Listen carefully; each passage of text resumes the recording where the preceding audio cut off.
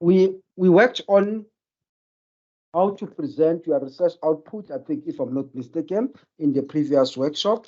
The previous one, it was on presenting your research output. So we worked on that, and where we were encouraging you to say you could present it in various platforms and so on. But today I want us to look at how to develop your manuscript for publication. The reason why we are bringing this aspect is that some of you, especially those who are doing their PhD, we know the requirement to say before you can graduate, you should have provided a proof that you have submitted 2 articles to for publication. All right, and the other information which we have shared last, it's also applicable to masters starting from 2020, if I'm not mistaken, or 2021, to say you should have submitted 1 manuscript for publication before you can graduate. But all those logistic colleagues, please verify it with your supervisor, all right, so that you know where you stand. Because the other information which I've said even last week with you is that they say you should have published. The other information says you should have a proof to say you have submitted. So you need to verify all those things.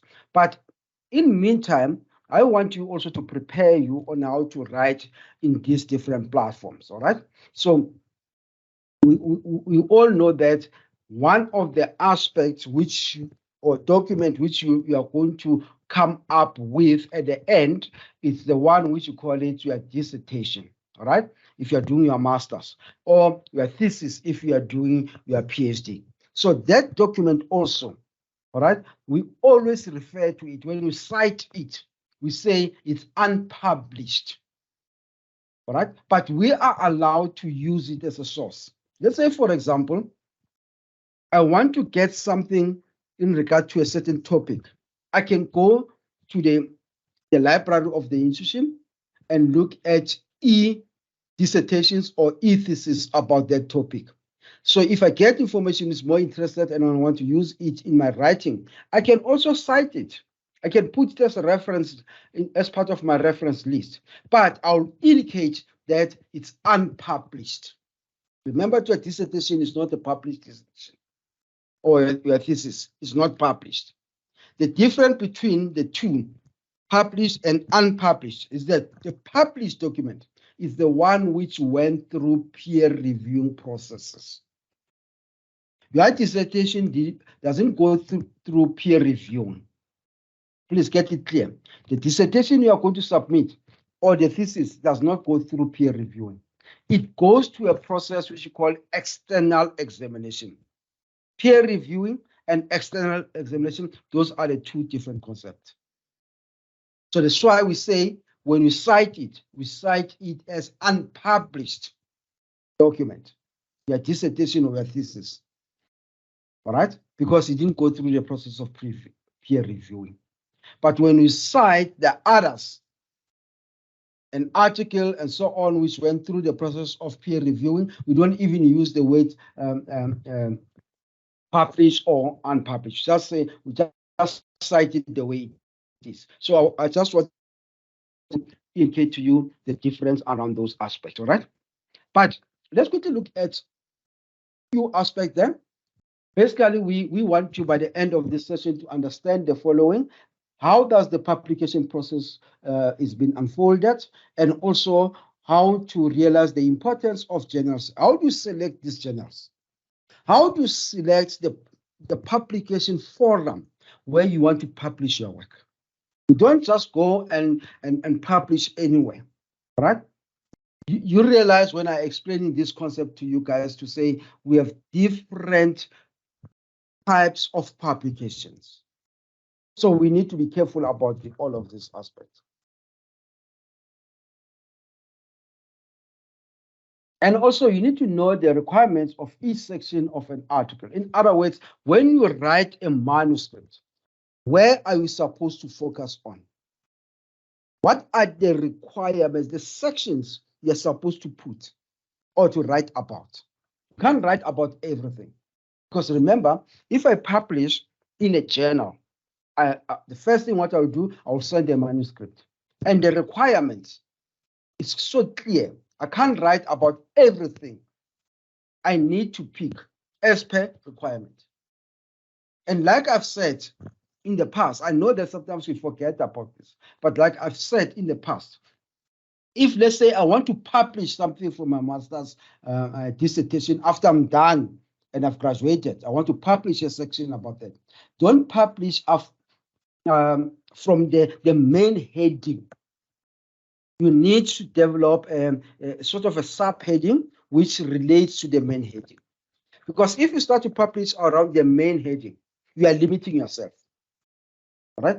So you need to come with another sort of a title, even though it needs to align to the main title of your research, so that you don't limit yourself.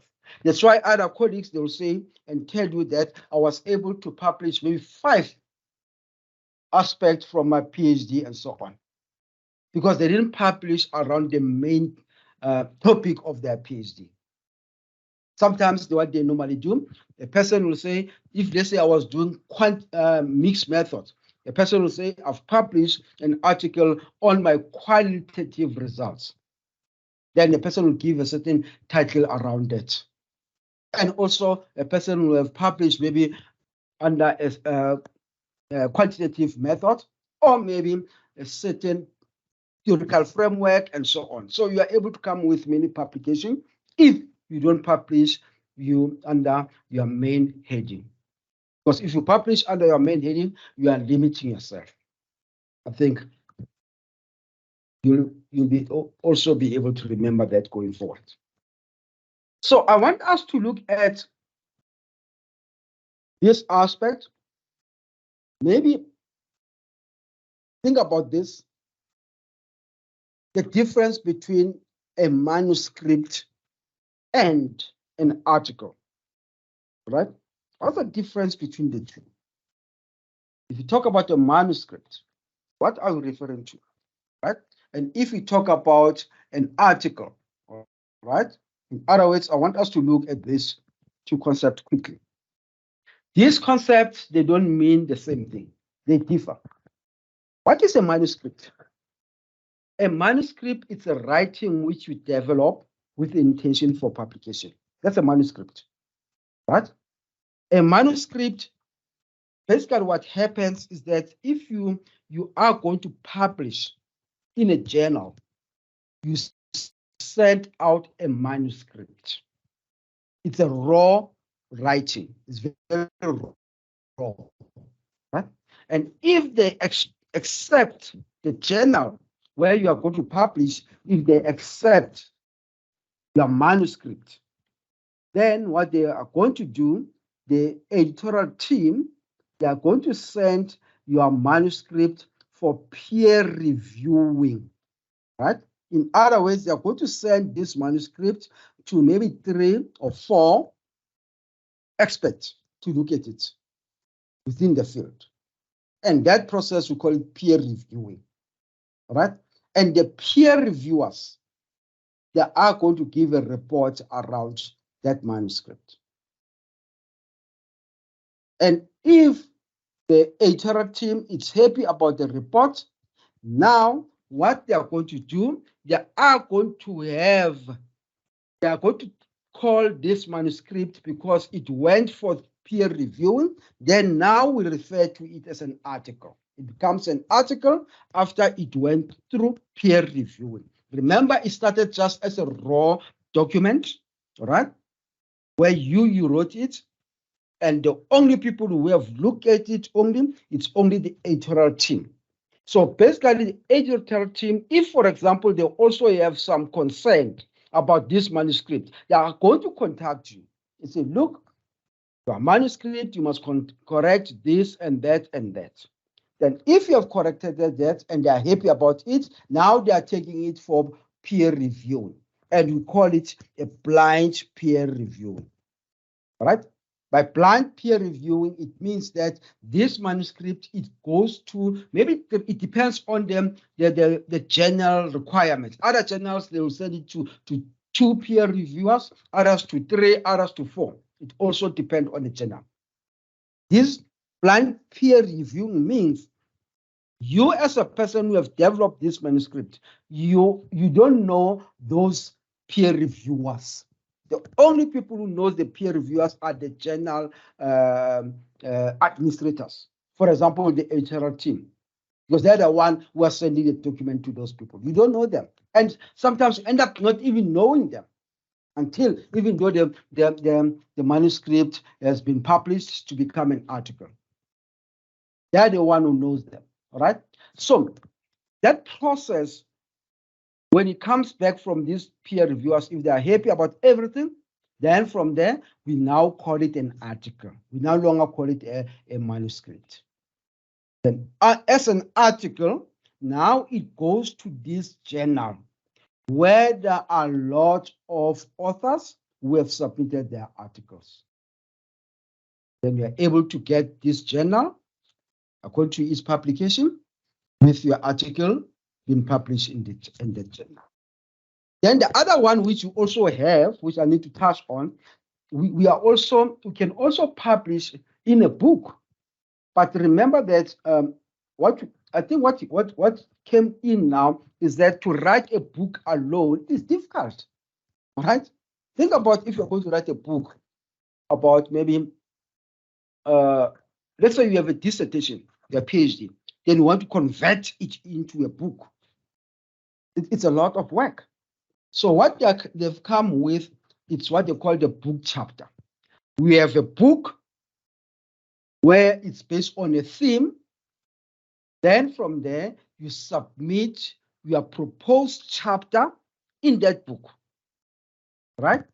In other words, you end up having a sub-theme, which you submit in that book. So the publication is going to come, it's a full book with numerous authors who have submitted their book chapters. If, for example, the book has 12 chapters, yours also is going to be there.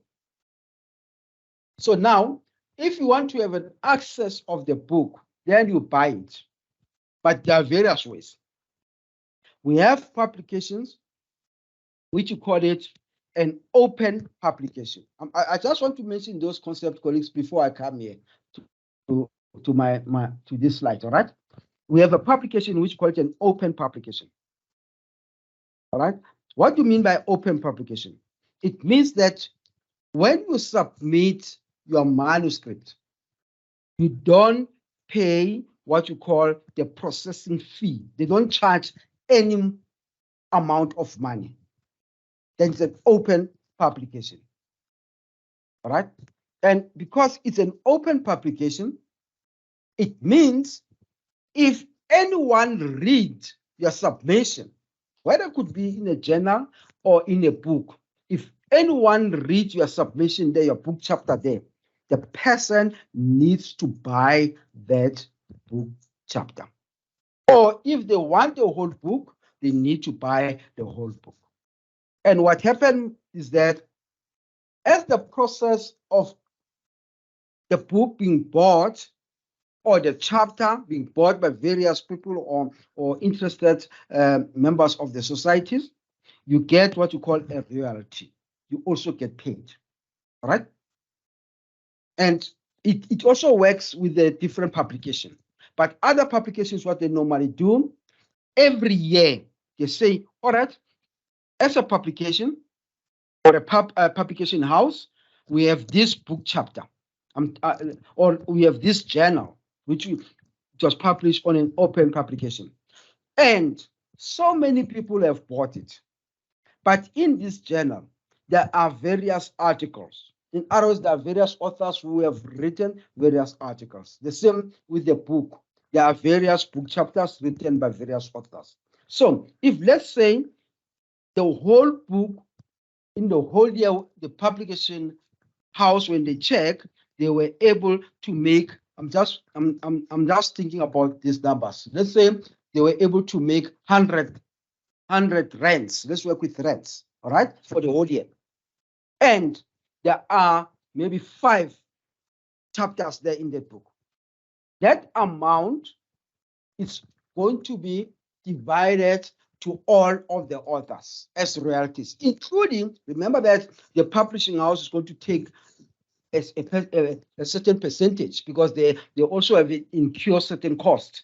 Then the remaining amount, let's say, for example, the remaining amount is 80 rands. Then it's going to divide it according to the different authors. So that's how you get your publication, right? Even though you've published on an open publication platform. Then in regards to the peer review, we have what we call also an open peer review process, whereby your manuscript or your book chapter is being reviewed openly. Everyone, it depends on the publication also. Other publications, the same, they apply an open peer review process. They put your work there. Anyone who wants to comment about your work, they comment about your work.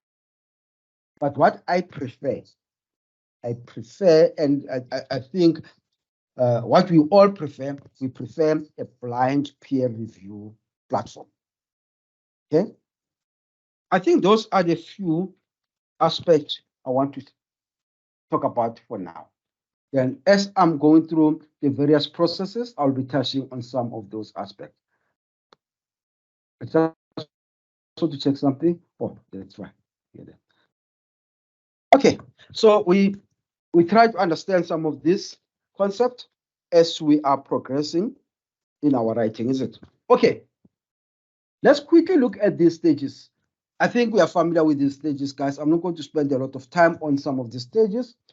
We have been talking about these stages for a long time. The first one, definitely where we are now, we are in the research proposal stage, all right, with an aim of submitting the different sections for approval purposes. Most of the time for your master's, I think 4 or 5 sections, and also for your PhD, there's the sections you're going to submit. Then from there, after your research proposal has been accepted, then you are going to apply for permission and also for the ethical clearance, where they are going to judge you according to the full research proposal document. All right. Then after everything is done and you are happy about that, hopefully by next year, all these things are going to happen from next year. It's when you start to write your research report. It's a next stage. Research reports in between, like we spoken last week, you'll be able to present in various conferences, colloquium, symposium, you name it. All right. Then from there, what's going to happen? You go to the final research stage where you write your final research report, then from which you submit it for external examination. Then at the end, you're going to graduate and get your qualification. All right. But what's important is that post your graduation and after you've received your certificate, we expect you to publish your work. Remember that you can still publish even though you are doing your master's. That's why the external examiners, they can recommend to say this work, they feel that it could be published. And sometimes they give you option to say whether you recommend that it should be published or you recommend that it should not be published. So you make a choice as an external examiner. But I'm telling you guys, I always say to my students, if you feel your work worth to be published, you can publish it. Even though the external examiners said this work should not be published. There are other areas you are going to tweak there and there, by the way. And remember, like we have spoken in the past, that the first publication you are going to do, you do it with your supervisor. That's how it works. All right. You don't do it alone. That's a requirement. All right. But the bulk of them, when you write this manuscript for the purpose of publication, it's going to be done by you as a student. The supervisor is going to do little. It's going to assist and give an oversight there and there, but the rest of the work is going to be done by you. And I remember that whether it's this group or the other group, I've indicated that what I've realized, there are 2 types of supervisors. There are supervisors who are more concerned about publications, right? To ensure that their students' work, they reach a process of publication. There are supervisors who are only concerned by ensuring that their students, they reach the stage of coming with output such as dissertation and thesis only. They are not even concerned after we have graduated. In other words, you may find that at the end of the day, that relationships come to an end. I think we've spoken about those aspects. So you can take it forward as a student. There's nothing wrong with that. It's your work. If you want to write a publication around it, you are also allowed to do that.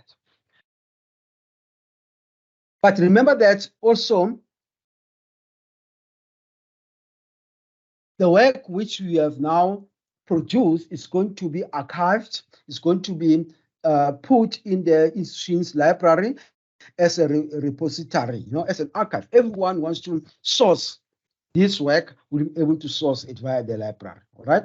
And also, you can share the results, all right? In other words, your publication, when you publish, whatever results we have in regards to your work, you can share it nationally and internationally. In other words, your work can be known within the group itself, all right? And I've seen most of the time, sometimes you think that the work you are doing for your dissertation after 5 years or 10 years is obsolete. And you find that there's still a gap around it.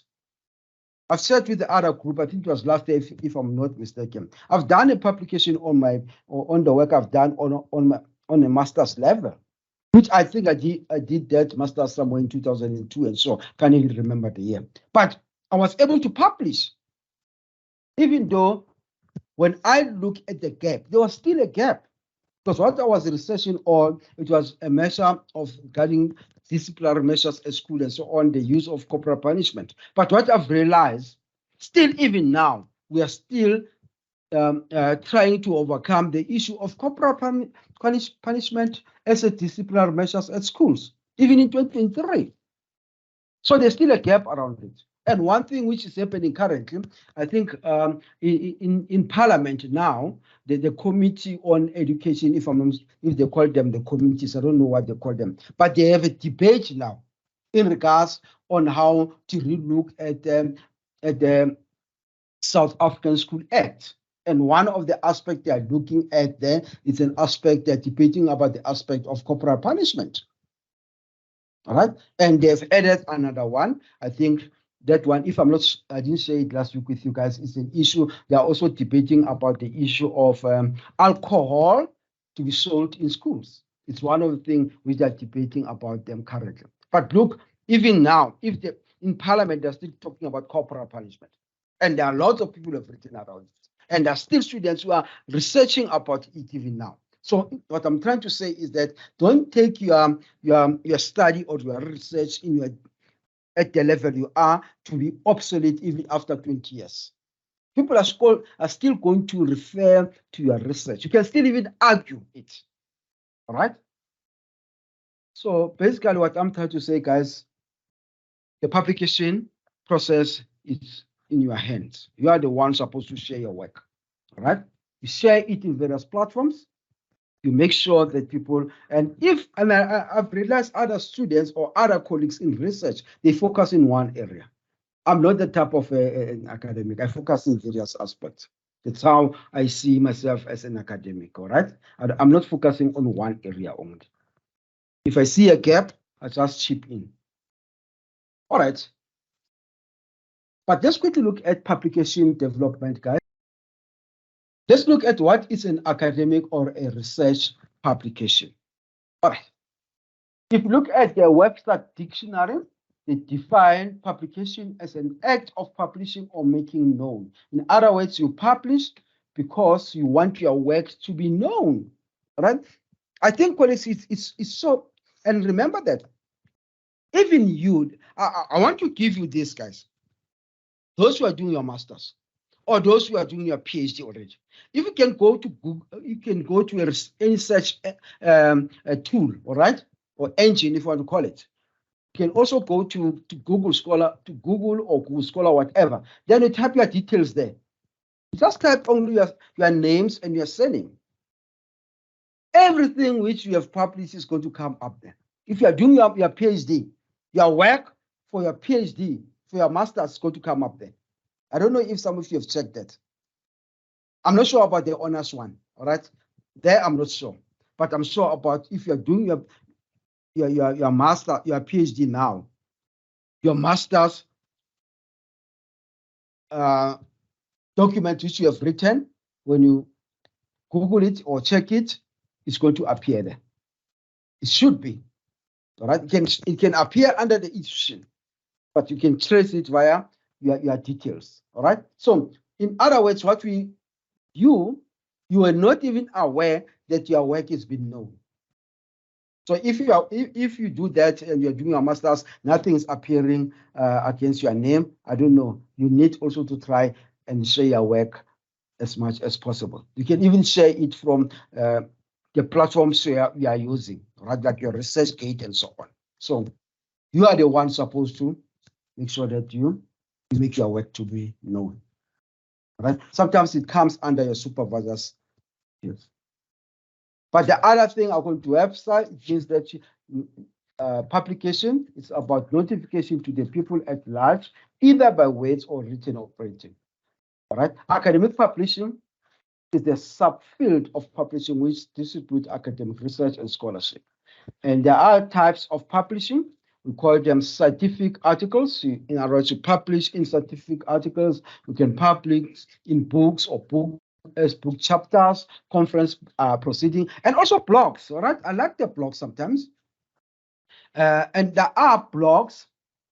There are blogs which we always use, and other blogs. I think now we have blogs where there is an open. There's a peer reviewing on those blogs. All right, very few of them. I think we have one blog which we use. I know about this blog which they call the Thinkers. It's one of the blogs. All right, just check the Thinkers, and also there's one where you publish via an open piece. They call them open piece. All right. There are a little bit of a blogs, but there's that little of peer reviewing when you publish on them. But the other blogs, there's no peer reviewing. There are lots of them, colleagues. All right. If, for example, I just put something in YouTube, it's a blog, by the way. All right. My understanding, it's a blog. Information there is not peer reviewed. All right. It's just me and putting my stuff there. How true is it? So when you, colleague, someone is taking over my presentation, I don't know what's happening, or it's for my site. But all right. So if for example, you cite information from a blog, how sure are you that it's authentic? Because it has not been peer reviewed. That's why we say cite information which is peer reviewed.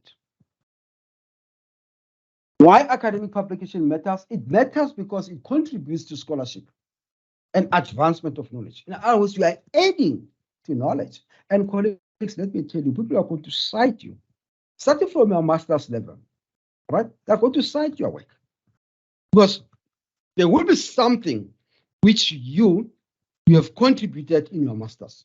There will be something which tells about your voice in a master's document. And people are going to cite you around that because you are contributing to the scholarship. That's what we do, okay? And also through academic publication, as a researcher, the research becomes visible. People become aware about your work.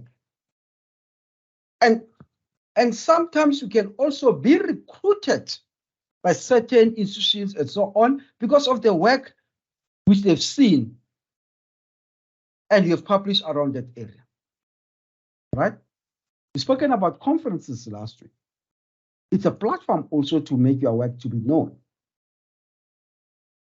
Academic publishing also matters because it also reflects on the academic stature of the institution hosting the publication. All right? Remember that when you publish, most of the time, the institution is going to get credit. If you publish your master's dissertation or your PhD thesis, the institution under which you have published is going to gain some recognition because you are going to use the supervisor, you are going to use also the institution. So those are the aspects which are used in ranking the institutions. I think all of us, we are familiar about rankings to say our institutions are being ranked. Sometimes you read in the media where they tell you that this institution is being ranked as the first best institution in a country, in South Africa. Or maybe in a certain ranking internationally, it's been ranked as the number 300 and so on. So those rankings, they determine them looking at various aspects And one of the key aspects they look at is publication. How that institution publish, right? The numerous publications they have. So they rank them according to that.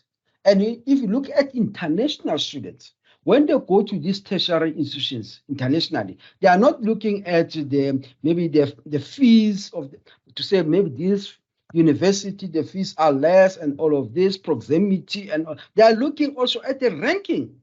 Everyone wants to attend the university, even in South Africa. We have seen it, especially if you attend university at a part-time basis and at the same time you are working. There are very few universities who can give you that opportunity. But if you want to attend full-time, it's a full-time student, you look at the university in various ways. But I know that most of our students they don't look at this. All right, they look maybe at fees, they look at sometimes they call it the standard. Say, I want to go to this university because of its standard. But basically, it's the ranking which they're looking at. All right. So it also your publication it also assists to improve the ranking of the institution. All right. It also connects through publication. You are connecting with other academics within your field. You can also connect and end up having a collaboration work with other colleagues from other fields. I may be interested to say, all right, I went to this conference. Then when I was presenting about this aspect and people were interested. Someone can contact me and say, welcome, I was also working on a similar aspect. Can we collaborate so that we have one publication? Okay. So it's been allowed for academics to collaborate and also assist in career development. What do I mean by that? I think I've emphasized it in the last presentation, if I'm not mistaken. Those small things which you do, presenting in the colloquium, symposium, you also put it in your profile. We spoke about that one. The same thing with your publication, right? After you are done with your dissertation and everything, it came from external examination, you have graduated and so on, you put it in your profile also. It forms part of your profile. It forms part of your CV. You also put it in your CV. All right? You also put it there. You don't just leave it and say, it's just one of those things. No, you include it. Other students, they even put their publication for their honors in their CV. It also works. But remember that if you put the one for honors, that research product you have done, you are not working alone. You are in a group. So you have to put the other group members there. Remember that. All right?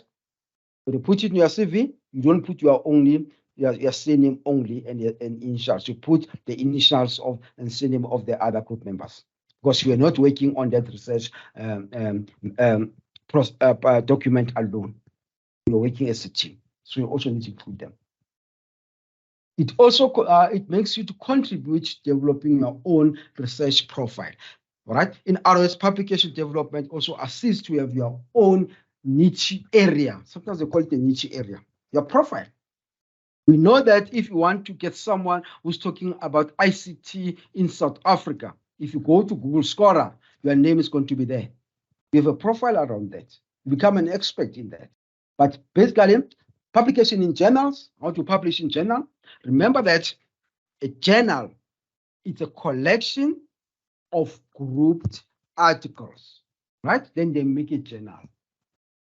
Remember that, all right? That's a journal.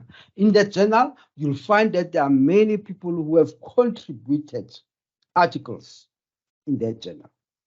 And sometimes we argue, but I don't think it's a fair argument. People will say, when you look at the journal, there is no one thing. But I've seen journals, the call for journals where they talk about one thing. Because people, they argue that in a book, there is one thing. But in a journal, there's no theme. But I've seen that there are journal publications where there's a theme. So that argument falls off. But the journal publication includes studies. It also includes studies or articles or papers which are peer-reviewed. All right. In other words, all these articles, sometimes called them manuscript, they are peer reviewed in a journal. There is a peer reviewer, right? Or peer reviewers. When you look at the University of Victoria, they state that a journal is a scholarly publication containing articles written by researchers. I've just mentioned that one, professors and other experts. Journals focus on a specific discipline or field of study. It's what they have. In other words, in this journal, they are focusing on a certain discipline or a field of study. So how do you choose this journal? Right? It's not a challenge.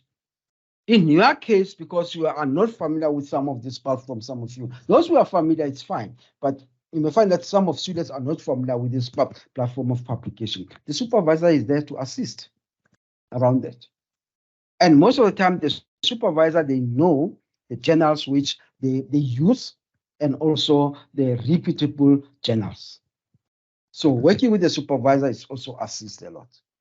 The types of journal articles could be an original research, where journal manuscript used to publish full reports of data from research. In other words, it's a sort of we send the manuscript, all right? Like I've indicated in regards to the manuscript. It could also be case study, right? And most of the time we use it in medicine. It could also based on a methodology or methods. These articles present a new experiment, method, test, or procedure. So most of the time in social sciences, we publish under an original research where we share our data from the research. That's where you publish most of the time. I want to focus on this, and I think it's very important. As you are working on your dissertation, or even those who are working on their thesis, especially those who are doing PhD now. I think those who are doing their PhDs, they've already received some of requests for various publication houses. Sometimes they'll send it via email. Could be your personal email, could be your work-related email, but you'll get something. If you haven't got anything now, it's still coming. And when you get your master's, by the time you are finished, maybe let's say you are graduating this year, by next year you get it. Or those who already have their master's, you could have got something from certain publication houses. And they'll tell you in their emails, in their request to say, we have noticed that you have this type of research which we have done, and we can publish it on your behalf, or we can help you to write a manuscript on your behalf. Others, they even go to an extent, if they get your details, to say, we are aware that you are working on your master's degree. We can write your master's degree for you. They do that. Okay?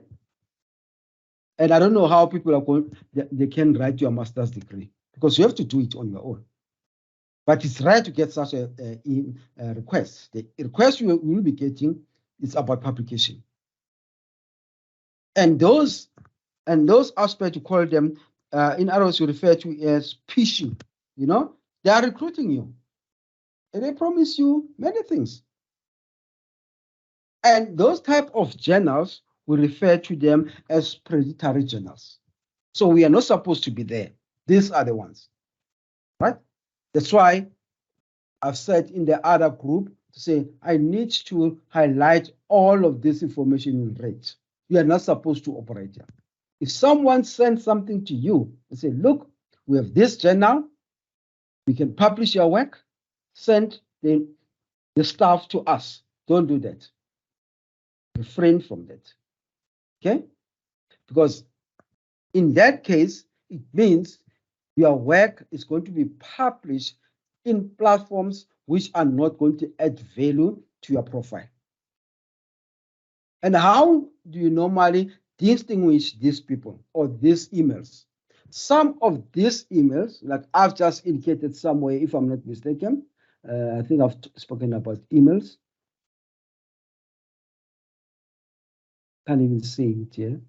Okay, but basically, this type of emails, they are coming from various sources. For example, an email which is when you look at the email address, it's not even how can I put it? It's not normal. We are not used to it. Okay, it's just, and sometimes they use the Gmails.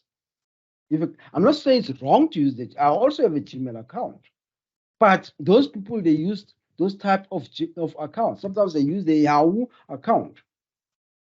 In other words, I always say the authentic email, it should come, that publication or that journal, it should be housed in a learning institution. All right, so it works better. All right, but I'm going to talk about the correct ones when we are supposed to publish, which we call them the accredited journals. I'm going to talk about that one. But this one are more dangerous because they are always concerned about their self-interest. That's why their publication fee, we've spoken about publication fee, it's very huge. You'll pay. Even though you publish under them and they didn't ask you to do that, because they are not being recognized. They ask, their publication fee is very high. You can pay almost up to 20,000 when you convert it to South African rand if you publish with them. It's a lot, all right? And also, I've just spoken about publication fee. There is no peer review process. In other words, in these journals, your work does not go to any peer reviewing. There is not even a peer reviewing policy from this journal. They don't even have a policy. And you'll also be able to see, if you can also check their published journals, the previous one, you'll see that there's huge in regards to the plagiarism level. In other words, when you read some of their work, you can just pick up to say there was no one who went out and tried to correct this work, because the peer reviewers will be able to pick some of the aspects. The language is bad. There's no language editing, but you'll pay that amount of money. Remember that you said publication, it needs to be according to specific field and discipline. But in the predatory journals, they work across various disciplines and fields. You find that now, this predatory journal recruits me as Welcome Kopeka to publish in their journal, which has to do with engineering. I don't have any clue about the discipline of engineering, but they can ask me, even though I'm within education, to publish their work under a discipline or field of engineering. They allow that. That's why we say they are there for their own interests. Their publications are not even categorized. They just take everything because they are more concerned about getting more money. There is not even typo editing. The document is not even aligned. The other one, their turnaround publication is shorter. Let me tell you guys, you send a manuscript to them by Monday, the following Monday. By Friday, your manuscript is being published. It's very short. And remember that if you publish in an accredited journal, the first thing, you send a manuscript to the editors, all right? To that publication. The editors are going to look at your manuscript. If they are not happy, and if the manuscript is not within their field, they'll tell it to you and say, give you feedback. So, I'm sorry, what you have sent is not within the field. Or if it's within their field, but they want you to correct certain aspects in your manuscript, you correct those aspects. That could take maybe a month to correct the aspect. Then you send it back to them again. Then from there, what they do, they forward it to peer reviewers. The peer reviewers, those can stay with your manuscript for 6 months. It also depends. In other words, for this manuscript to be published, it can take a year in an accredited journal. But this one's few days. So it also tells you. And what I like with them and these predatory journals, in the sample or archived published work, they also indicate the day on which they've received the manuscript and on when it was published. And you can even count to say this was a week or a month. So it also gives us the rate points to say, look, this is dangerous. They can't work on a manuscript within a week. There's something wrong. In other words, there are various different stages where the manuscript does not go through. And their website and email address, I've spoken about that one, are sketchy and dodgy. Mostly not associated with any institution that are to write the publication on your behalf. So it's just a warning. And remember that we have what you call, in our case, we need to publish, especially in accredited journals. We also allow to publish in non-accredited journals. What's the difference between the two? I just want to talk about this quickly. I think there was something on the chart. All right, it's Stembile. No problem, Stembile. Hoping that you'll be able to catch up with the recording, all right?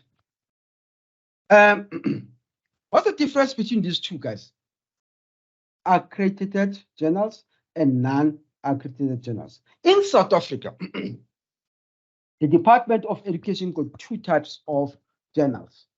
There are those which they call them accredited journals and those which you call them non-accredited journals. Every year, the Department of Education will issue a list of journals which they recognize, right? And they call them accredited journals. They recognize them. They don't set out a list of non-accredited journals. But if you publish in any journal which is not on the list, which you got from the Department of Higher Education, it's going to be regarded as non-accredited journal publication. So it's still a publication. But the difference between the two is that in the accredited journal, all right, when you publish, right, but if you publish in the journal which is not on the list, you don't get a subsidy from the Department of Higher Education and Training. So everyone wants to get a subsidy. Right?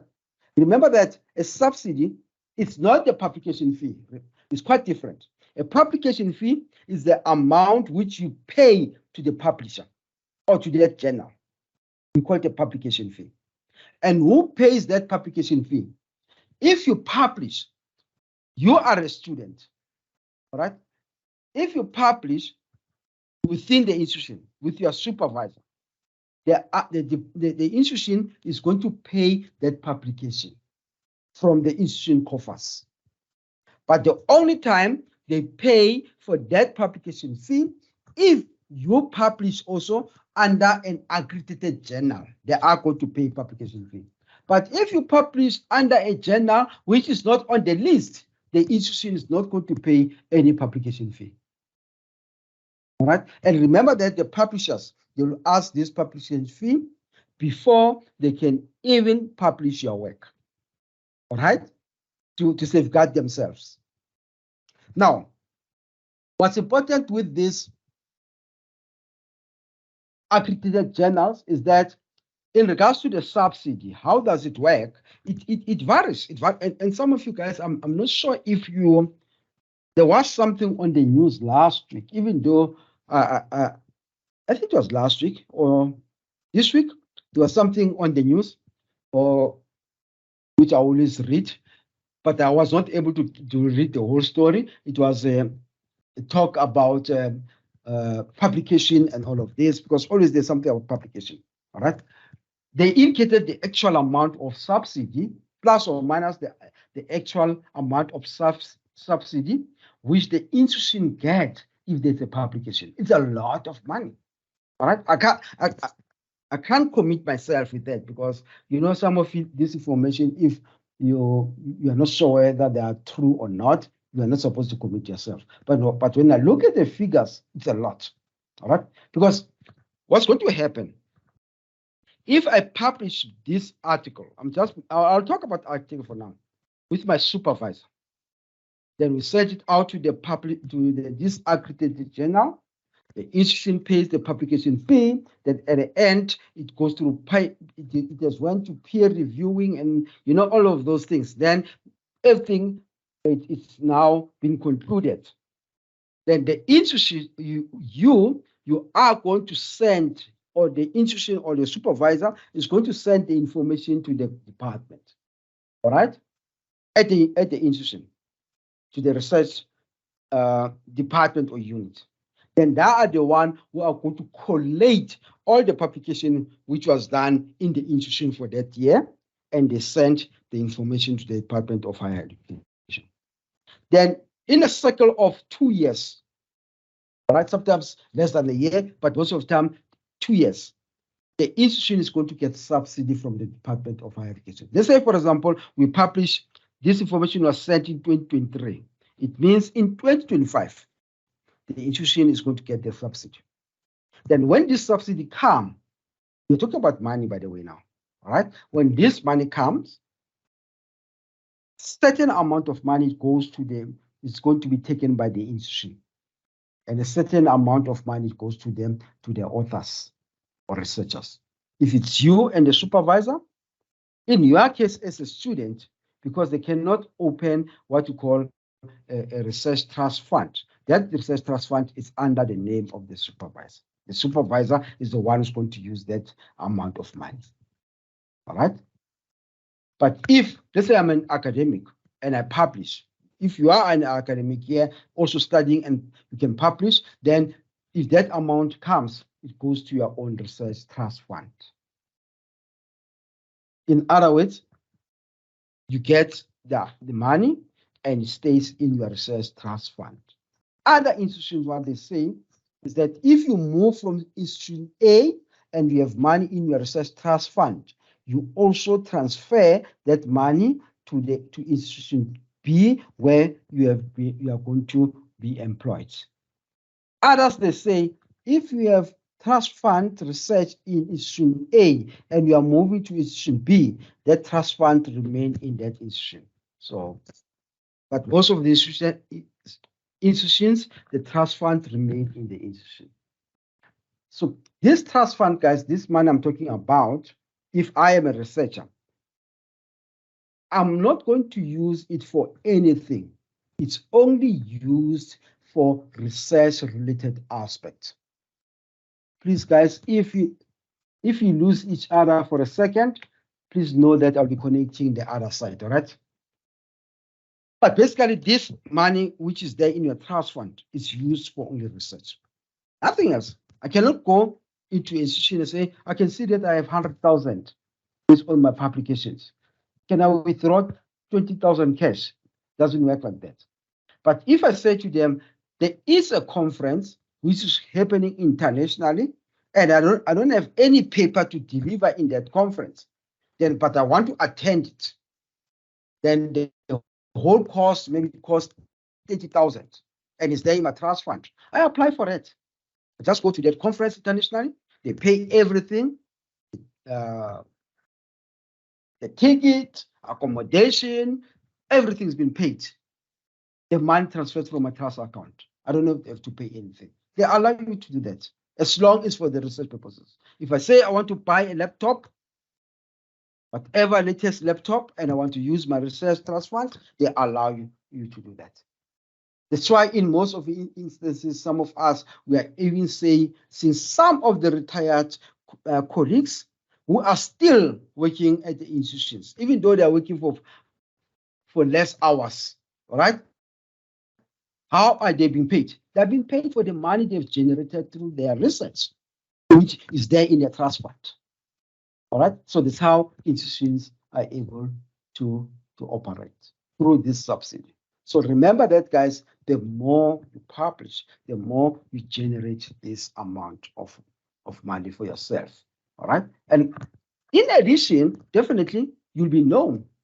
All right. But what I'm trying to say is that I'm encouraging all of us to publish under the accredited journals. The list is being offered by the Department of Higher Education. If, for example, you are intended to publish, maybe you are doing a PhD, you want to publish something on your master's, ask for the list from your supervisor. They have it. It's available there. All right? You can check all those accredited journals. But remember that sometimes you may find that even though a journal appears under the accredited list this year, anything can happen. I remember there was a year, I think it was in 2012, if I'm not mistaken. All of us, I think even your supervisor can share that. We had a trouble with a certain journal. It was appearing on the accredited journal. And the Department of Education have to take that journal from the list, even though we have published already. And we have paid even publication fee. But that type of work, we have to classify it as non-accredited journal. We didn't get subsidy from it. But it also stays in your profile, guys. Please remember that.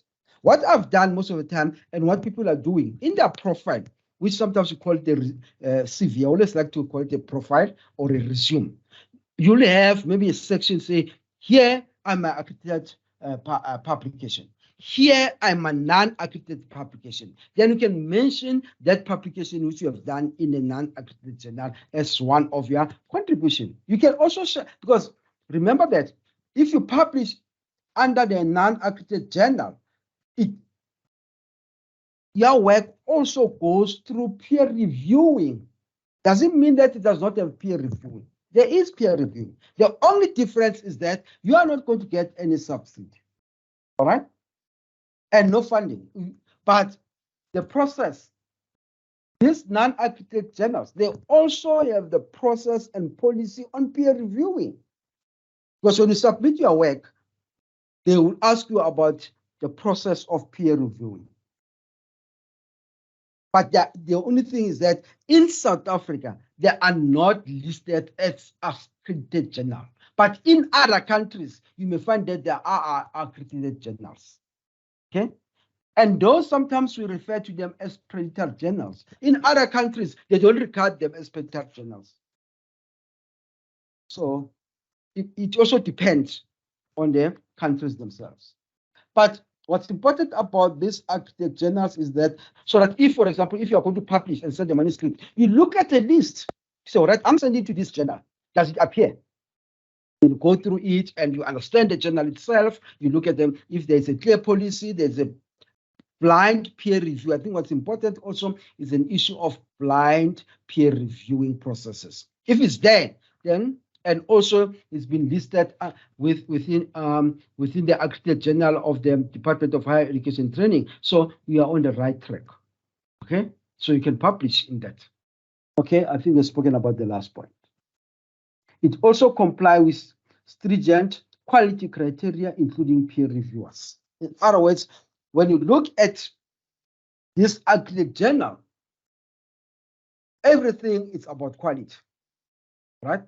Because others, what they normally do, they even give you the aspect which the peer reviewers are looking at, and they give you feedback. So in other words, the publication is of high quality, which we encourage you guys to publish under these accredited journals. I think what's important here, we are emphasizing to say we need to have a lookout in regards to these predatory journals. Be careful. Don't fall in that trap. And I always say to my students, and even to myself, you know what I normally do? If I get an email about something I don't know, I just delete it from my email. I don't even open it because sometimes you fall in trap to some of these aspects. If, for example, I get an email and it says maybe a certain parcel is waiting for me at this delivery place and so on, I know that I'm not expecting any parcel. So why do I go and open all those documents which they sent? I just delete, right? Because the more you become curious, some of them will say, all right, this is awaiting for you. Can you give us these numbers of a certain document and so on? Then you give them. After some few days and so on, you find yourself being in trouble. So if you don't know where does this email originate from, don't even entertain to respond. Just delete.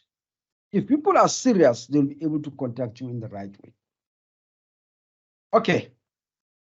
What are the points which you need to consider in a journal? And please, colleagues, as I'm working on this section, I use the word accredited journals, right? And when you go look at that list, the output could be in the form of an article which appears in a journal. It could also be in the form of a book chapter which appears in a book. And also those, they need to be accredited, all right? When a publishing house says, please submit a proposal for a book chapter, and you look at the name of the publication house, check it also with the accredited journal to say this publication house is also been accredited. Because most of them, what they do, the Department of Higher Education accredit them to have journals and also book chapters. So, and sometimes conference proceeding and so on. So you need to check that name of that publishing house to say it appears on the accredited list. So it's not only the manuscript or the journal which you need to check also. So you need to check all that information. Okay. First to consider in a journal are choosing the journal. How do you choose the journal? National or international? Accredited and non-accredited? Within your field of discipline. In other words, when you choose the journal, you need to consider all of this. All right? If I say to myself, okay, I feel that I want to publish, but I want to publish in a national journal. Maybe there are reasons around that. Maybe you look at the publication fee. It's less costly. All right? So let me publish in the national journal because I'm not going to pay a lot of money in regards to publication fee. But if I publish internationally, remember that there is this exchange rate, all right? If I publish, for example, in UK, that if I'm not mistaken, I think they are using dollars subject to correction. Then it means in that case there will be that exchange rate. I'll end up paying more because our rent is weaker. So it's weak, so I'll pay more. All right. So I'll consider all those things. And also the field. And I'll need to also to consider the field on which I want to publish on. And also check the scope of the journal. I don't know if you understand this. The scope of the journal, basically, if, for example, if I go online, I want to publish under this journal. Maybe let's make use of this journal, a simple one. Let's say I want to publish, I'm not promoting this journal basically, but if I want to publish under this journal, South African Journal of Education, all right? Sometimes we call it SAGE, right? All right? South African Journal of Education, SAJE. It's an authentic journal. It's there in South Africa, right? So what I'll go to their website and look at the scope of the journal. I'll read everything about the journal. I'll read about the editorial teams. I'll read at the manuscript they're looking at. And what's interesting about that, they are also going to give me maybe the author's guideline when I go to that website.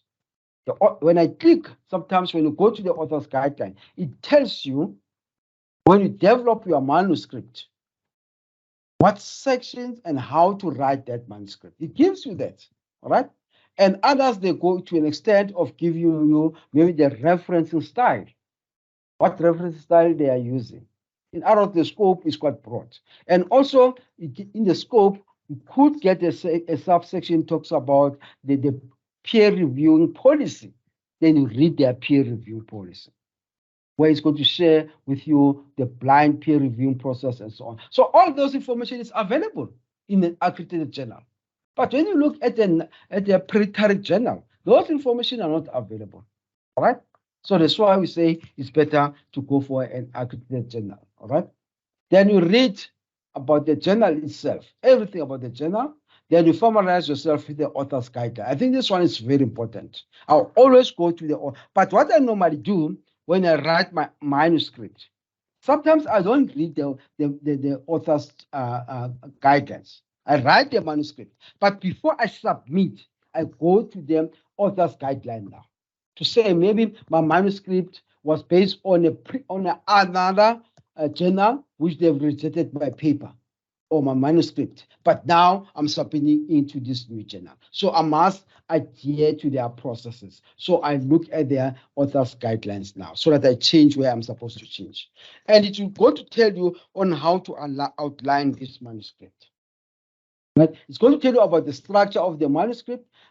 It's going to also to tell you about the policy, the processing charges. Sometimes we call them the publication fees and all of this. So everything is going to be there and be explained to you under the author's guideline. All right. Then you start to prepare for your manuscript.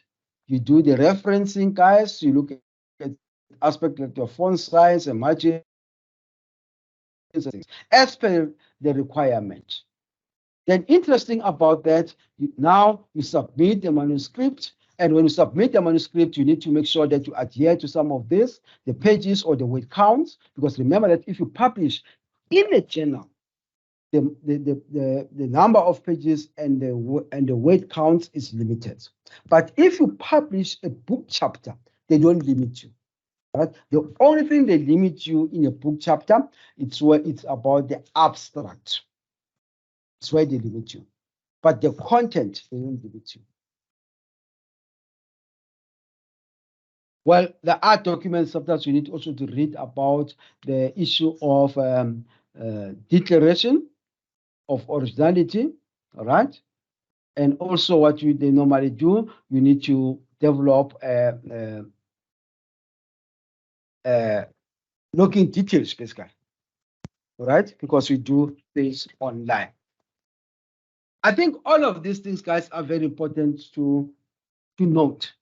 And what the other thing which is important in regards to publication, especially when you submit your manuscript. Let's say, for example, I've submit the requirements. Most journals, they'll tell you that in their requirements to say you are not supposed to submit this manuscript to other journals. In other words, if I submit my manuscript now to this journal, all right, let's say it's Sage, it means my manuscript is going to stay with Sage.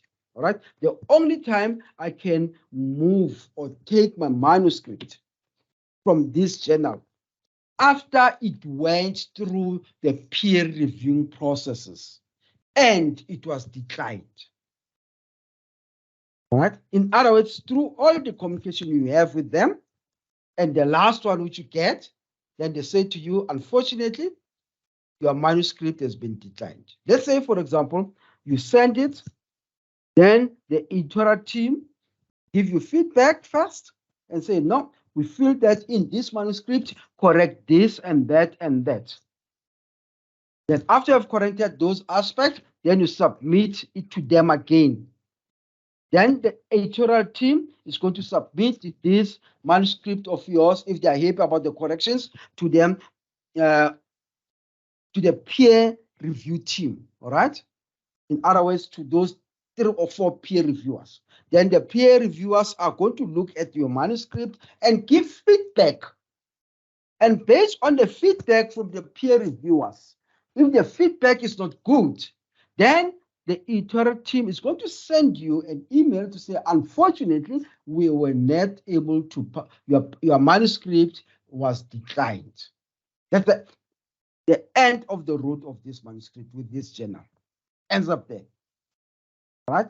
So what's going to happen? Some of the journals, some of them, what they normally do, when they give you this feedback of decline, they sometimes send you the report of the peer reviewers. All right? Because other peer reviewers, they'll do a report. Other peer reviewers, what they do, they factor in their comments on the manuscript. And it also form part of the report. All right? So when you receive all these reports with the email said it has been declined, what you normally do now as a researcher or academic, you correct and look at their comments. If the comments are positive, you factor them now as if you're writing for a new publication. If, let's say, there's another journal who's looking at the similar content you have in your manuscript, you can send it there in that journal. But you are not supposed to send at 2 separate journals simultaneously. And that's what I normally do. If my manuscript has been rejected by 3 journals, I know that maybe the 4th one is going to accept it and publish it. Because I'll make corrections around. As we are making guidelines, there are requirements to change, because journals, they have different requirements. All right. So that's how we normally use feedback from a decline, if I can put it that way. If the feedback says decline, don't take it negative. Take it as a developmental process, because all those things, they assist you to rework on your manuscript so that you fine tune it and you'll be able to send it to another publication house. Hopefully, they'll accept it and it's going to be published.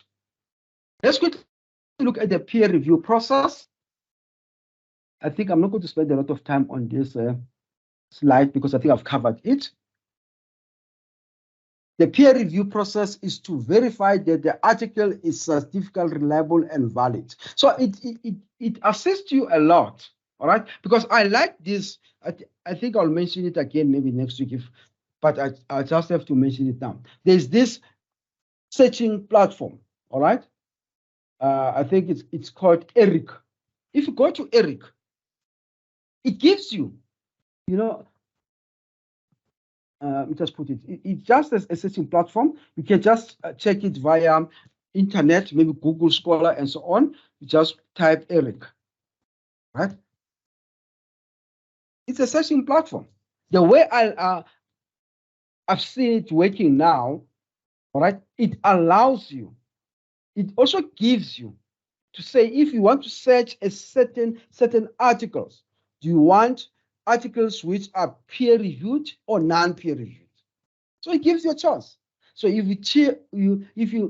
you click where it says peer reviewed articles, it gives you the peer reviewed articles only.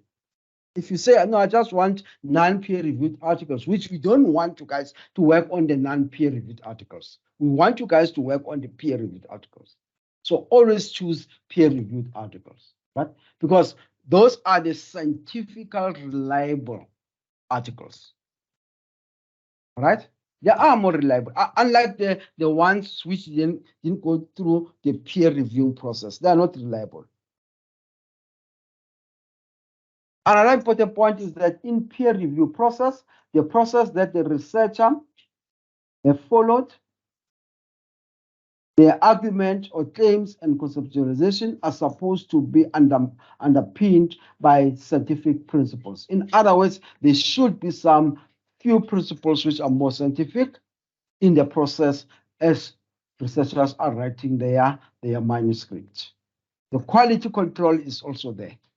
That's why we encourage peer review process. There is a quality control process. That's why there is also typo.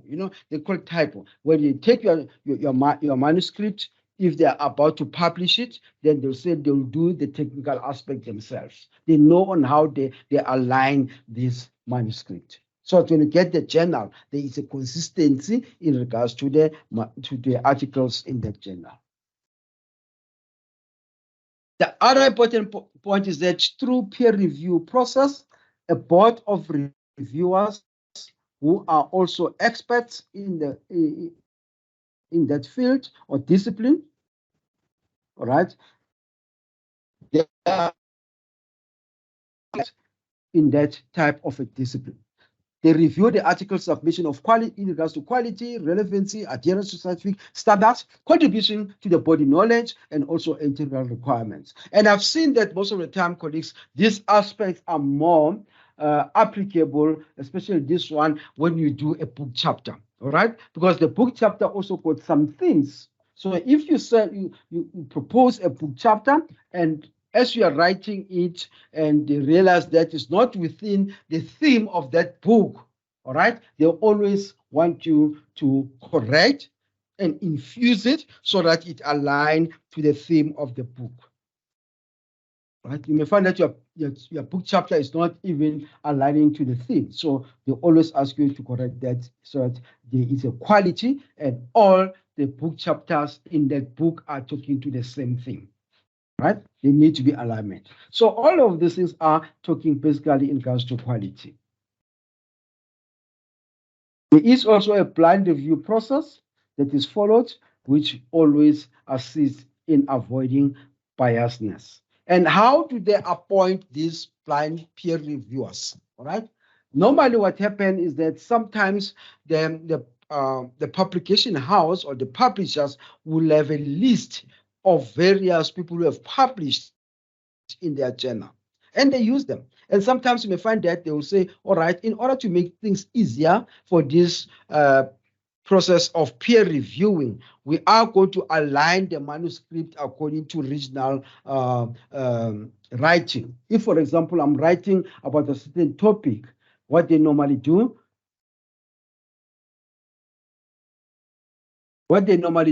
they make sure that they align to people who are in that area. In other words, if it's within Southern Africa, then they say, all right, instead of aligning the manuscript to someone who's in Europe, we are going to look at a peer reviewer who is based in Southern Africa. It makes their work easier as publishers in that case. All right, because at the end of the day, the person who's closer to the region will understand the content better. Okay, but others, they'll say, no, we just do a blind peer reviewing, give it to anyone else. All right.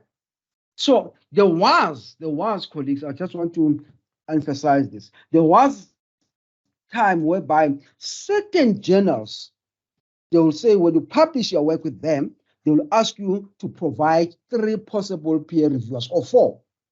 And it end up, those aspects, when you check them, some of those journals, they end up being sort of predatory journals. And some of them, they end up being non-accredited journals. So we need also to be careful about that. But others are accredited. That's how they use their peer reviewing process. They also ask you to suggest few people who can peer review your work. Right? But what's important is that I feel the one which does the blind process in peer reviewing is a better journal in that case, or the better publication. Well, these are the feedback which you can get from the peer reviewers. The first one, maybe they could say, we reject the article or your manuscript. And sometimes you may find that the rejection is not a matter of saying they even went through the content of your manuscript. Maybe your manuscript does not align to their field or discipline. I think I have a few of those manuscripts. Others, they'll say, we accept only manuscripts which are related to education. Then you have this manuscript. I can share one of my manuscript. I think the one which talks about the document analysis of the school code of conduct. I've sent it to various journals.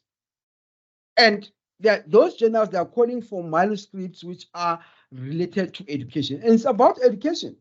But the problem is that the scope, or maybe the journals, some of them, they don't have peer reviewers who can review your manuscript. Then they'll reject it and say, unfortunately, it doesn't meet our scope. It doesn't mean that it's wrong. The content is wrong. The editorial team have read it, all right?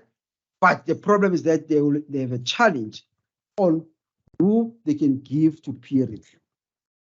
Right? Or sometimes this rejection, you get the rejection after it went through the peer reviewing, like I've indicated earlier.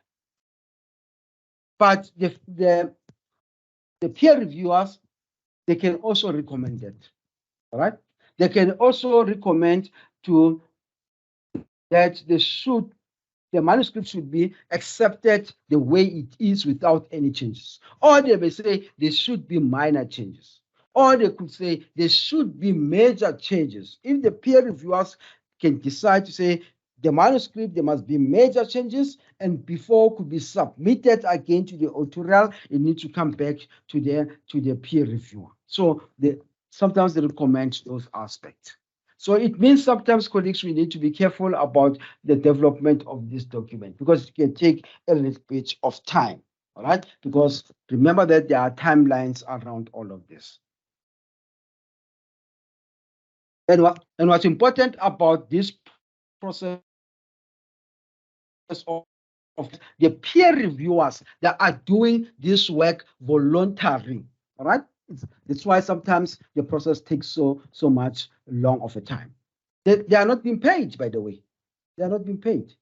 All right. I'm not sure about internationally. I know about, but even international, because sometimes we get some of them the manuscript from international publishers. I don't remember being paid. It's free.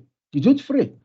So in other words, as a peer reviewer, you sacrifice your time, and that's why some of the peer reviewers, when they send it to you, they will send you via email, all right, and say, look, we have found your details from this place and so on, and we've realized that you have an expertise in this field and that, and we have an academic who have submitted his manuscript on this topic. Can you please peer review it? And they give you all the details, the timeline, and so on. And sometimes they may even ask you to say, if you are not able to peer review this manuscript, just send the rejection and so on. And if you are agreeing, they'll tell you that you need to give feedback by this time, and they also forward you all the documents which needs to be completed. And some of the scholars or researchers, they accept this request, and a person will sit with a manuscript. If they say you're supposed to give feedback within a month's time, a person does not even give feedback within that month, and the editorial team have to make a follow-up. And if the editorial teams realize that this person is not coming on board, after maybe 3 or 4 follow-ups, and remember that you're talking about months, all right? What they normally do, they give it to someone else.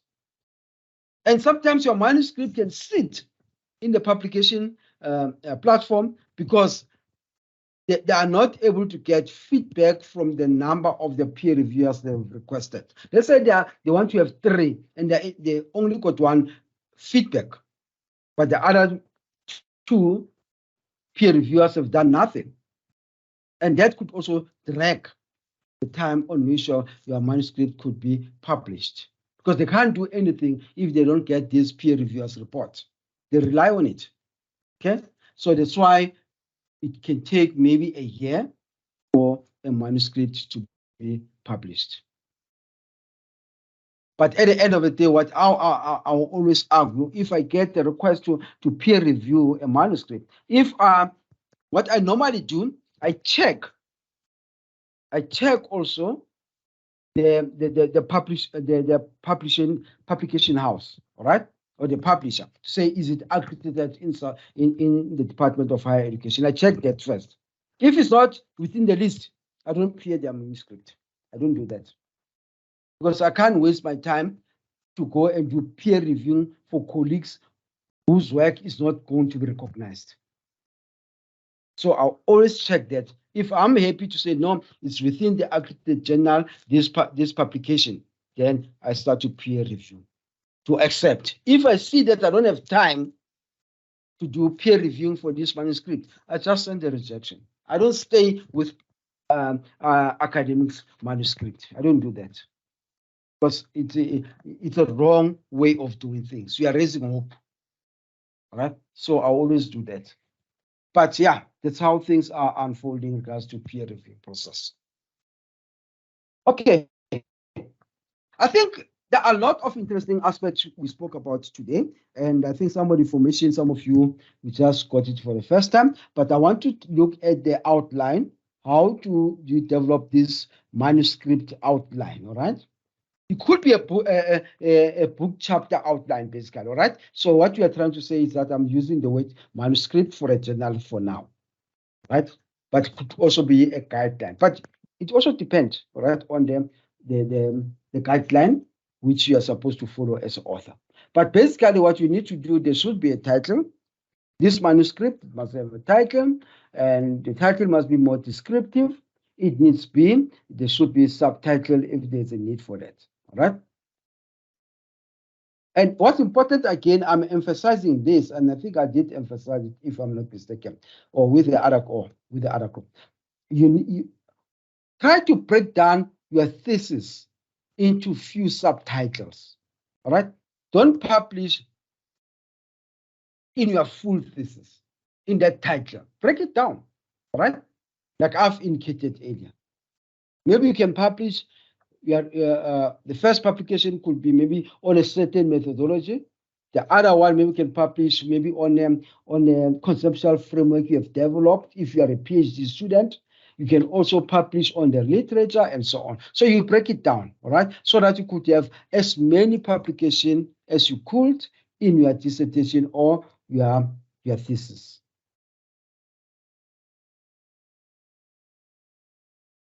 You also need to develop, there should be an abstract. And remember that this manuscript, that's the one which goes to your peer reviewers. That's why they talk about blind peer reviewing. You don't know the peer reviewers. When they send them a manuscript with all of these subheadings, right?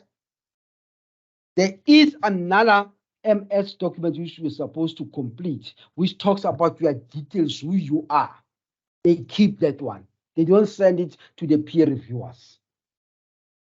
All right? So that the peer reviewers should not know you as a person.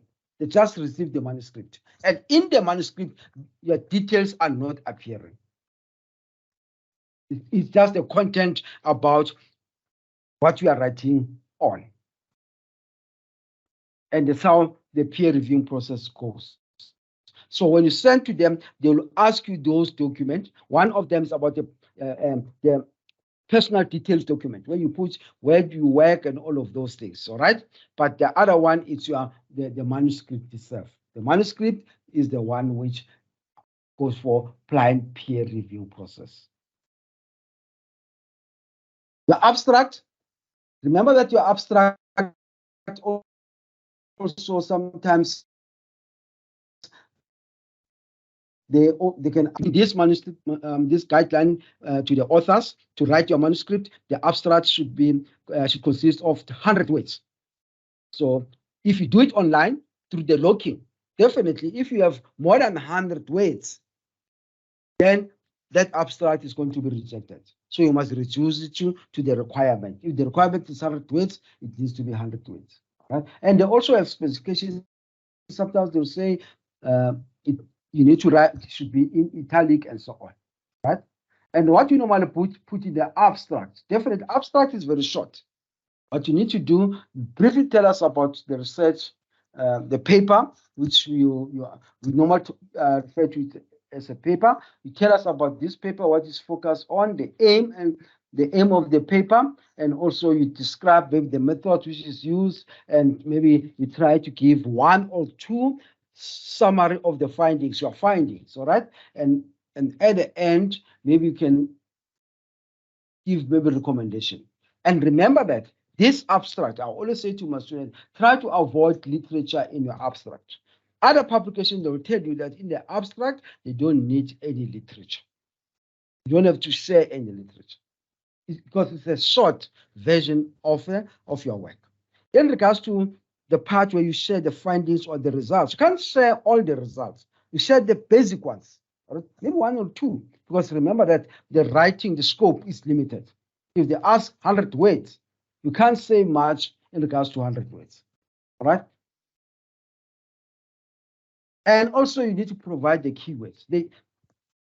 Around the guidelines, they'll tell you how do they want the keywords. Sometimes they'll say they want 3 keywords, and these keywords, they need to be put in the alphabetical order, all right? And also they can even indicate to say they should be written in italic.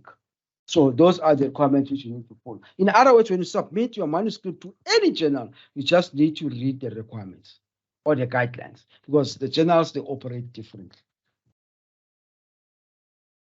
This one, I think, remember that you have the manuscript, then you have another document which you call it the researcher's details. It's where you submit all of these aspects, all right? So when it goes peer blind reviewing, this document is not being submitted, only the manuscript. So, but you also have to develop that also. And please, you must be consistent, especially in your personal. You have 2 names. Most of the time, we have 2 names. Others, they have followed the same sequence in all of your publication. If, for example, in your dissertation, your name is Peter Sipho Gumede. I'm just thinking about this, guys. All right. So that's a sequence on how your personal details appears in your dissertation now. When you write a manuscript for publication and under the details information, you write the same way. In other words, you make these details to be consistent throughout. Okay, that's what they encourage you to do. That consistency is needed. You don't want to see another publication which starts with Sipho Peter Gumede, whereas the rest was starting with Peter Sipho Gumede. It should be consistent throughout. Your manuscript also needs to have introduction and background, right? In your manuscript, you're going to put introduction and background. I'm not going to talk about some of the aspects in detail, because I think when we were working in our research proposal, we spoke about some of these things. But remember, what's important is that don't copy and paste your dissertation into a manuscript, because the writing is different. And I'm telling you, most of them manuscripts are being rejected because of that. Because sometimes students, what they normally do, they go to their completed dissertation and try to take the information under introduction. If they have an introduction and a background section, they take that information and put the way it is in their manuscript. And the peer reviewers, most of them, in fact, the editor team, they are the one able to pick up there to say, look, we need to rework on this, because now we are not writing a dissertation. This is a manuscript. It's been written differently, right? There are things you are not going to put in your manuscript, which are there in your dissertation, right? But remember that the aim of the introduction, you want to sell your articles.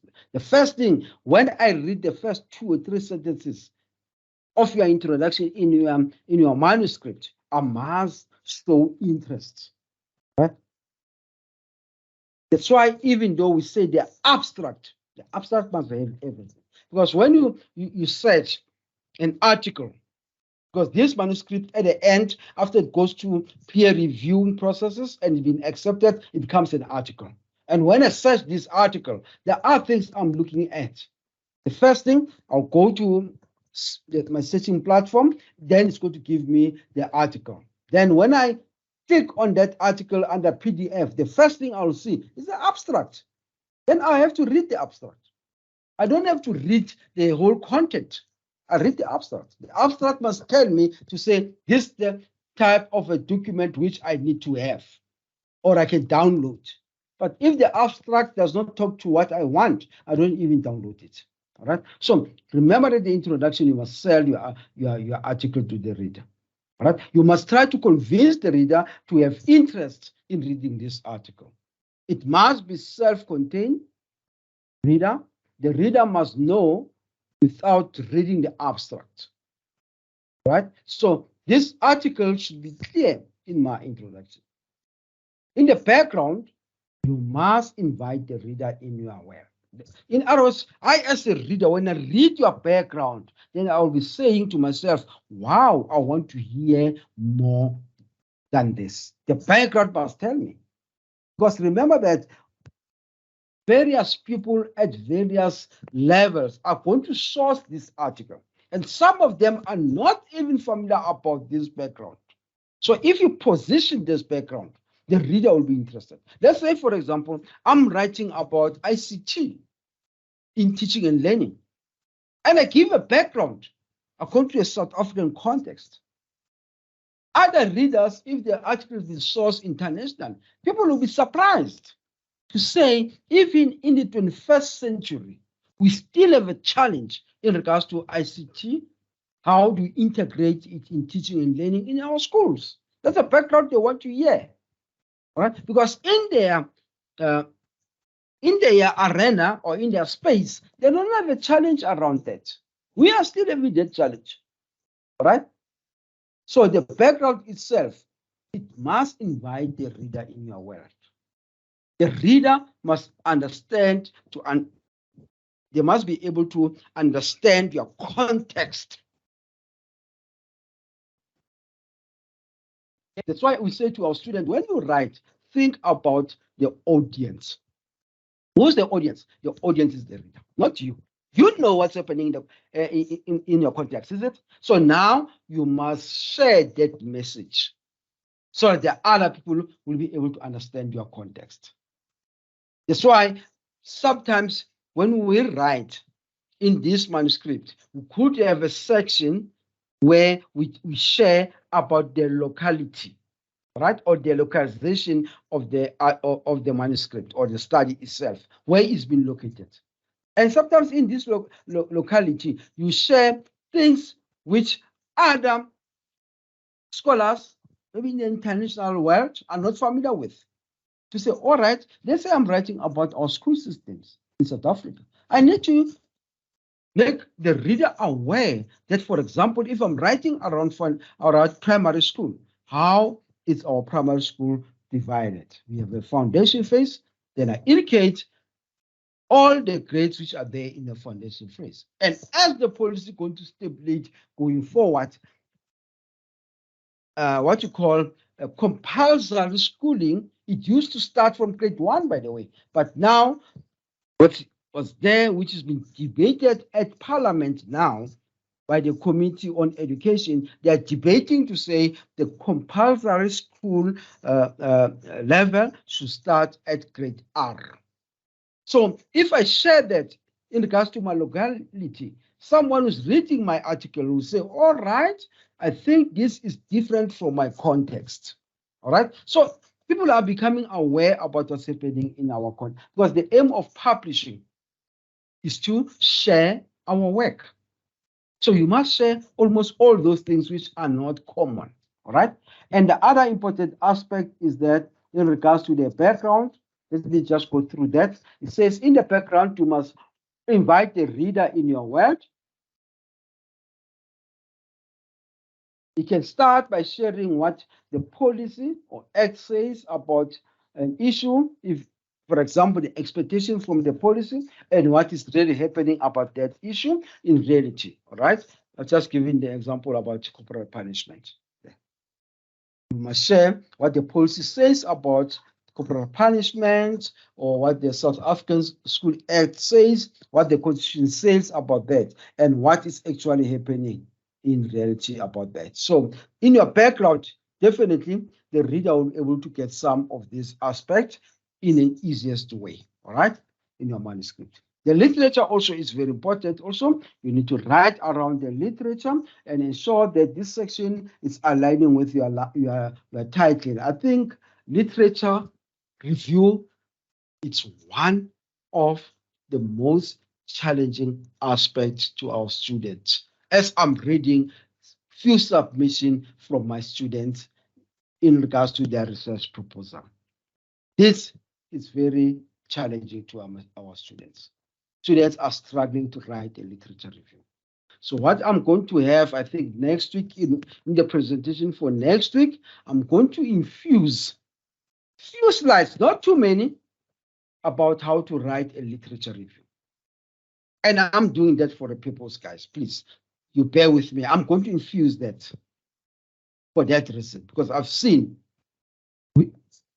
I'm getting a challenge in regards to writing literature review. So I've decided to include that as part of my outcome for next week. Okay. All right. So I'm hoping that most of you will be there. And also ensure that this section is aligning with your title. And also the literature is not old. Allow the reader to have various perspectives about the title, international, global, continental, and also nationally, and also adhere to the general styles of the text referencing and also the in-text citation. You may write this section on literature in paragraphs form, whereby arguments follow each other or providing subsections. All right. So, in other words, in your manuscript, there will be a section on literature review. There will also be a section on theoretical framework. Remember that in your manuscript, also you need to include the theoretical framework. All right. I know that some of the publications, they are not strict about theoretical framework, but I will advise you when you write a manuscript, don't forget to include the theoretical framework. Methodology, you need to share about the method you have used, the sample techniques, data collection instruments, how do you have analyzed the data, what program have you used, all those things, they must be there in your manuscript, all right? Then you also have to share the results and the discussion. You present your results as findings and interpret them according to the voice of the literature. In other words, you present it as your findings. If it's quantitative, you share the descriptive analysis. Let's say, for example, the number and the percentage. Then from there, you put your argument a little bit and you align it to the literature. All right? If you have to put tables and figures, you include them in your manuscript. And please, this table and figure guidelines, they will tell you where to position them. Sometimes they'll say tables and figures, they are supposed to be within the content of the manuscript. Or sometimes they'll tell you that they are supposed to have their own document. So the guideline will tell you, right?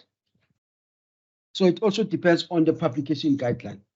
Then you also need to have recommendations. If there are recommendations, you put them. But most of the time in your manuscript, when you write a manuscript, you don't even touch on future research. That section of future research, which you have them in your dissertation. If you write a manuscript now, sometimes there's no need for you to touch on it. But this one, you can touch on it, the recommendations. All right? But remember that your recommendation also, it also depends on the length of the manuscript you are writing. What did I say about? So I was saying, provide specific recommendation as aligned to your findings. Identify any future research associated to this research, if there's any. Even though there are some, there's no need for you to engage the future research in your manuscript. All right? Then you have to have a conclusion, all right? Please, these are the aspects you need to adhere in your conclusion. In your conclusion, you need to answer this question. What do you think will be the contribution to your field about this article? The aim of the conclusion is to, for example, to enforce the argument, to remind the reader about the findings, and also provide the final impression. In a sentence to close the article, you need to end strong. Remember, you have started strongly in your introduction. You must also end strong in your conclusion. Then also the reference list, which is supposed to be according to the guideline. This is what I've learned in one of them retreat platforms which I attended some time ago, long time ago, whereby they were advising us on how to break down the manuscript. Comes an article, by the way, start with the manuscript. You need to break it down because most of the time they'll say this manuscript should be 6,000. Basically, what I was sharing in that slide was that when you submit the manuscript, there will be some requirements. Colleagues, I've just put off my earphones. I'm hoping you're able to hear me. Please, if you're not able to hear me, just let me know. But basically what's going to happen is, thank you, there'll be some requirements, especially about the length of the manuscript, all right? Because they can't accept any length of the manuscript. They always put the word count, and sometimes they put also the page count. So you need to adhere to that. So when you prepare your manuscript, also try to make sure that you do a breakdown in your manuscript, all right? So that if you say, as in this manuscript, the bulk of your writing is going to be on methodology. So it means now you're going to write less on the other section and more on the methodology, all right? Let's say, for example, you may say that instead of writing more on results and discussions, I'm going to write more on methodology and write less on results and discussion. So what you normally do, you look at the requirement there. If they say they want 6,000 words, and others, they'll tell that it includes tables, figures, title, abstract, and so on. Others, they say they exclude those aspects. So if they say it excludes, it means the whole content, it needs to be 6,000 words. How do you divide this manuscript? Let's say your manuscript got these few sections: introduction, background, literature review, methodology, results, and discussion, and conclusion. You may say that maybe in this example, I'm going to, in my introduction and background, is going to be 13%, all right? Then the other 30% is going to be on my conclusion. Then if you do the word counts, it gives you 750 and 750, all right? So in my literature review, I'm going to have 25%. In my methodology, is going to be 16%. And the bulk of my writing in this manuscript is going to be results and discussions, which is 83%. So you need to do that spread up of your manuscript, all right? But if you say, like I was saying, if you say the bulk of your writing is going to be the literature review, so what you can say, you can say 3%, you move it to the literature review, which gives you 2,000. And the literature review, you move it to the results and discussion at 25%, which gives you 1,500. But if you add all this percentage, should come to 100. If you add all these word counts, it must come to 6,000. All right, so that's how you normally make sure that you cater all the sections as you like in your manuscripts. That's how I normally write all my manuscript. I say to myself, I think in this manuscript I need to share more about the results. It means the bulk of my writing is going to be on the results. All right, but I can't give 50% on the results. I need to give a little percentage. All right, but most of the time, introduction and the background, sometimes I give it equal counting in regards to percentage. Sometimes I can increase this one a little bit. Let's say I make it 15% because I'm touching on two aspects, and make this one 13%. So that's how we normally try to divide your manuscript. I think those are the few aspects I wanted to touch on, guys. I'm not sure if there's any question you want to pose based on what we have said today. All right, let's give it for questions. If there are any questions and any clarity seeking points which you want me to address on, then I can be able to address them now. That's the end of our today's engagement. And next week, colleagues, like I've said, we'll be looking on how to prepare your final submission of your research output. And I'll touch a little bit on literature review next week, guys. And I'm thinking that what I'm going to share next week with you guys, you're going to use it as you are writing your literature review section. Okay, I'm done for today, and thanks for attending the session, and I'm hoping that it was a useful one. All right, and yeah, that's where I could end for today.